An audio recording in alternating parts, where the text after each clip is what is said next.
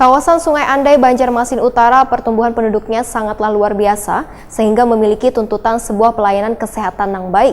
DPRD Dewan Pemerintah Kota Banjarmasin pun merespon keinginan warga tersebut. Puskesmas Sungai Andai akan dibangun tahun ini karena anggarannya kadang masuk dalam refocusing.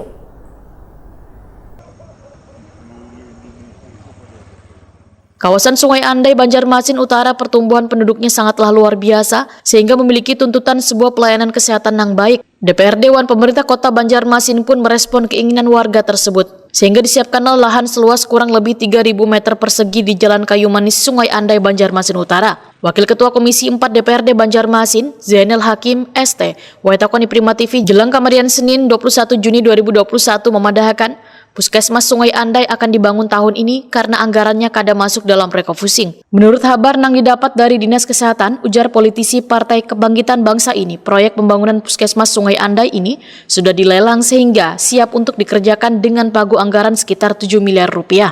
Zainal Hakim menyatakan Puskesmas adalah salah satu kebutuhan warga, bahkan sejak awal berdiri kawasan Sungai Andai. Warga belum menikmati pelayanan Puskesmas, maka sudah sepantasnya warga mendapatkan pelayanan kesehatan yang baik.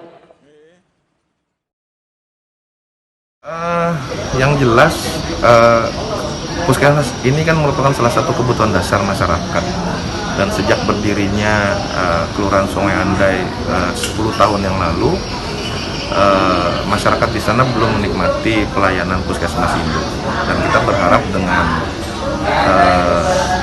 berdirinya Puskesmas ini merupakan sudah juga salah satu bentuk pelayanan pemerintah terhadap kebutuhan pelayanan kesehatan masyarakat di Kelurahan Sungai Andai. Zainal Hakim berharap pembangunan Puskesmas ini kadang mengalami kendala wan bisa tuntung di akhir tahun 2021. Kemudian di tahun 2022 mendatang dilanjutkan dengan penganggaran untuk perlengkapan wan peralatan kesehatannya, sehingga pelayanan kesehatannya sudah bisa dinikmati.